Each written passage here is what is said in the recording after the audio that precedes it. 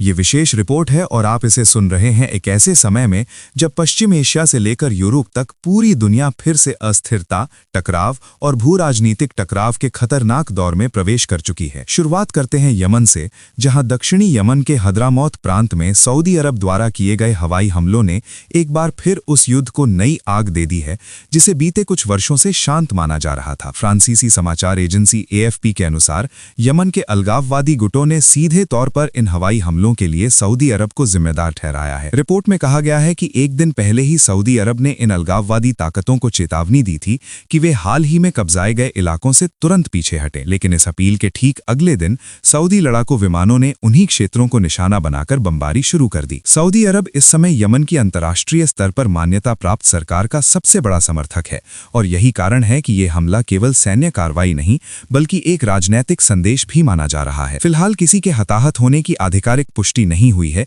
लेकिन जानकारों का मानना है कि लंबे समय से शांत पड़े यमन में यह हमला एक नई और कहीं ज्यादा खतरनाक हिंसक लहर की शुरुआत हो सकता है। याद दिला दें कि यह संघर्ष एक दशक से भी अधिक समय से जारी है, जिसमें ईरान, सऊदी अरब और कई क्षेत्रीय शक्तियां प्रत्यक्ष और अप्रत्यक्ष रूप से शामिल हैं। यमन के अलगाववादी गुटों की तेज बढ़त ने उस अंतर्राष्ट्रीय सरकार पर भारी दबाव बना दिया है जो पहले से ही अंदरूनी मतभेदों से जूझ रही है। ये सरकार कई गुटों के गठबंधन से बनी है, जिनमें वही अलगाववादी भी शामिल हैं, लेकिन ईरान समर्थित हूती विद्रोहियों का विरोध ही अब तक इस गठबंधन को एकजुट रखे हुए था। अलगाववादियों के मीडिया आउटलेट एडन इंडिपेंडेंट के अनुसार हद्रामौत के वादी नहब इलाके में हद्रामी एलीट फोर्सेस के ठिकानों पर सऊदी हवाई हमले किए गए। वहीं संयुक्त अरब अमीरात समर्थित साउदर्न ट्रांजिशनल काउंसिल ने भी पुष्टि की है कि इस इलाके में 2 हवाई हमले हुए। गुरुवार को स्थानीय संघर्षों के बाद ये हवाई हमले किए गए और एक यमनी सैन्य अधिकारी के अनुसार झड़पों के बाद कई प्रभावशाली जनजातीय नेता इलाका छोड़कर भाग गए। इस महीने की शुरुआत में अलगाववादियों ने हद्रामौत और अल महराजा से रणनीतिक और तेल समृद्ध प्रांतों पर नियंत्रण स्थापित कर लिया था। इसके बाद सऊदी अरब और संयुक्त अरब अमीरात दोनों ने वहां शांति और सुरक्षा बहाल करने की कोशिशें तेज कर दी। संयुक्त राष्ट्र महासचिव एंटोनियो गुटेरेस ने चेतावनी दी है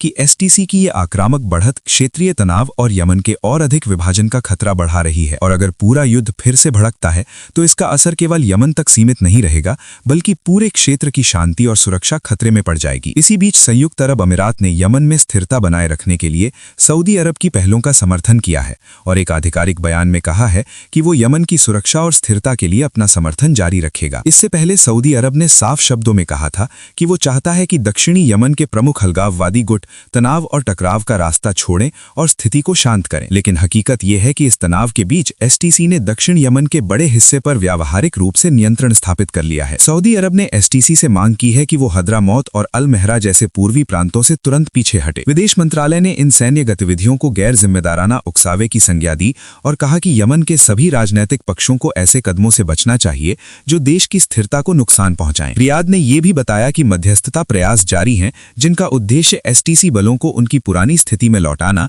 और सैन्य शिविरों को राष्ट्रीय शील्ड बलों के हवाले करना है। लेकिन सवाल यह है कि क्या अलगाववादी वास्तव में पीछे हटेंगे या यमन एक बार फिर पूर्ण युद्ध की ओर बढ़ रहा है। और इसी उथल-पुथल के बीच ईरान ने इजरायली शासन के खिलाफ बड़े पैमाने पर साइबर हमले करने का दावा किया है। हिब्रू भाषा की PC मैगजीन की रिपोर्ट के अनुसार ईरान और इजराइल के बीच लंबे समय से साइबर युद्ध चल रहा है, जिसमें तोड़फोड़, जासूसी और जनमत को प्रभावित करने वाली कार्रवाइयां शामिल हैं। जून महीने में शुरू हुए 12 दिन के युद्ध के बाद से इजराइल के खिलाफ ईरानी साइबर हमलों में तेजी से इजाफा हुआ है। रिपोर्ट में कहा गया है कि ईरानी हैकर समूहों ने अपने तरीकों को तेजी से बदला और इजरायली साइबर सुरक्षा को गंभीर नुकसान पहुंचाया। दावा किया गया है कि साल के अंत तक इजराइल पर सबसे ज्यादा साइबर हमले ईरान की ओर से किए गए, जबकि तेल अवीव खुद को तकनीकी और साइबर सुरक्षा में अग्रणी देश बताता रहा है। इन हमलों में सबसे ज्यादा नुकसान छोटे और मध्यम आकार के व्यवसायों को हुआ है, जिनमें लॉ फर्म, निर्माण कंपनियां, मानव संसाधन एजेंसियां और लॉजिस्टिक्स कंपनियां शामिल हैं। यहां तक कि कस्टम क्लियरेंस और संचार अवसंरचना से जुड़ी कंपनियों को भी निशाना बनाया गया। रिपोर्ट में मडी वाटर, चार्मिंग किटन,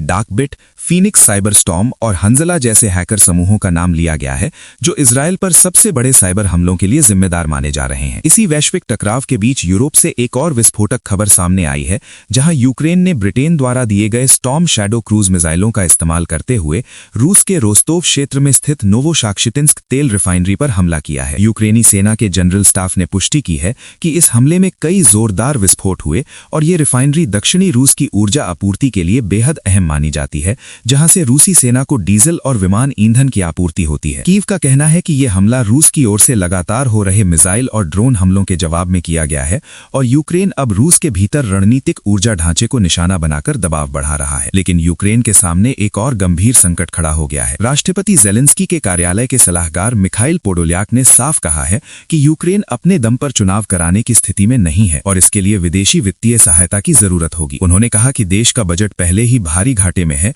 और प्राथमिकता सैन्य खर्च को दी जानी चाहिए। गौरतलब है कि राष्ट्रपति ज़ेलेंस्की का कार्यकाल मई 2024 में समाप्त हो चुका है, लेकिन मार्शल लॉ के चलते चुनाव नहीं कराए गए। इस बीच अमेरिका के राष्ट्रपति डोनाल्ड ट्रंप ने यूक्रेन में चुनाव कराने पर जोर देकर ज़ेलेंस्की पर दबाव बढ़ा दिया है। ज़ेलेंस्की ने कहा है कि यदि अमेरिका और यूरोपीय देश सुरक्षा की गारंटी दें तो उन्हें चुनाव से कोई आपत्ति नहीं है। लेकिन अब सवाल उठ रहा है कि क्या पश्चिम केवल युद्ध नहीं बल्कि यूक्रेन के लोकतांत्रिक खर्चों को भी वहन करेगा। इसी बीच रूस के राष्ट्रपति व्लादिमीर पुतिन ने कहा है कि यदि यूक्रेन में चुनाव होते हैं तो रूस मतदान के दिन हमले रोकने पर विचार कर सकता है और उन्होंने रूस में रहने वाले लाखों यूक्रेनी नागरिकों को भी मतदान का अधिकार देने की बात कही है। यूरोपीय संघ पहले ही यूक्रेन को $105 अरब का ऋण पैकेज मंजूर कर चुका है और अब चुनाव खर्च भी उसी पर आ सकता है। इसी दौरान रूस के विदेश मंत्रालय के दूत रोडियोन मिरोशनिक ने दावा किया है कि यूक्रेन 8 लाख सैनिकों की सेना को बनाए रखने में सक्षम नहीं है और ऐसा देश दूसरों के पैसों पर चलेगा और दूसरों के इशारों पर लड़ेगा। और अब नजर डालते हैं इजराइल की गिरती वैश्विक छवि पर,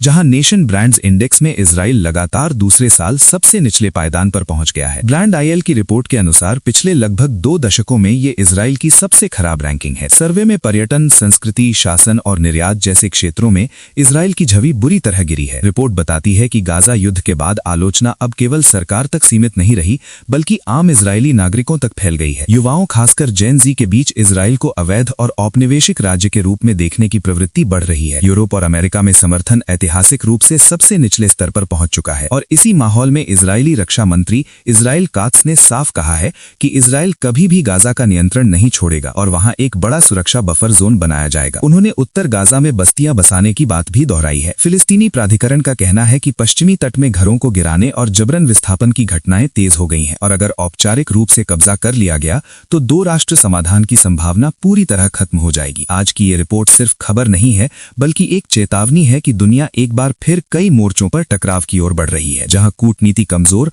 और हथियारों की आवाज कहीं ज्यादा तेज होती जा रही है।